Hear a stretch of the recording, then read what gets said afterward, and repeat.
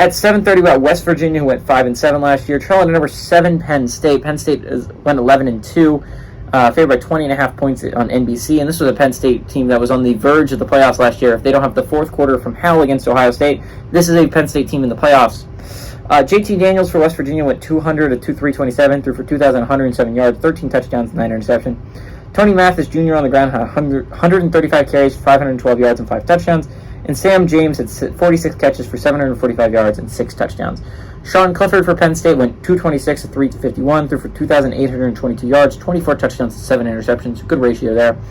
Nicholas Singleton on the ground had 156 carries for 1,061 yards and 12 touchdowns. And Parker Washington was the leading receiver with 46 catches for 611 yards and, weirdly enough, only 2 touchdowns.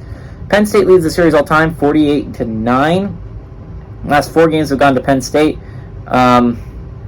ranging from 1989 to 1992 was the last time they played.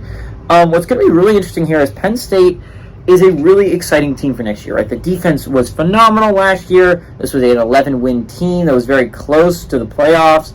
And you have a lot to be excited about if you're a Penn State fan. But you lose Sean Clifford. And a lot of Penn State fans were not in love with Sean Clifford. But Sean Clifford was a reliable, good quarterback. He just would make a mistake or two that could possibly lose you a game. But this was a quarterback that would consistently keep you in football games.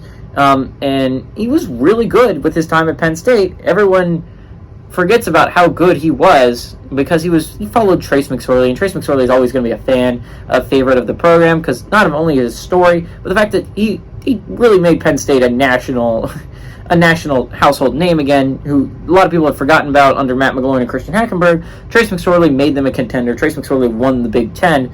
So obviously Trace McSorley is going to be a fan favorite, but Sean Clifford did really good things with his time at Penn State. You're hoping Drew Aller, he was a highly touted prospect. You're hoping that he brings that same kind of energy. You also lose Parker Washington and Mitchell Tinsley, which is going to be really interesting. Keandre Lambert-Smith definitely showed some flashes last year, but we're going to see how he does as full-time starter.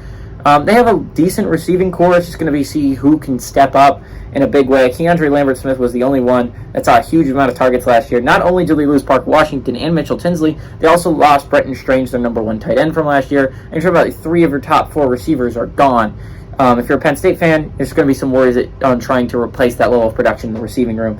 Nicholas Singleton and Katron Allen is going to be a phenomenal 1-2 punch, arguably the best in all of college football.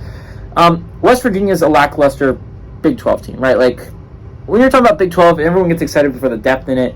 West Virginia is just not the name you think of because West Virginia just hasn't been that for the last couple of years, right? West Virginia, under Will Greer, was the last time they were relevant really at all and really a threat to beat anyone, right? Like, this Big 12 is very deep. West Virginia is like the one blemish on the Big 12's record.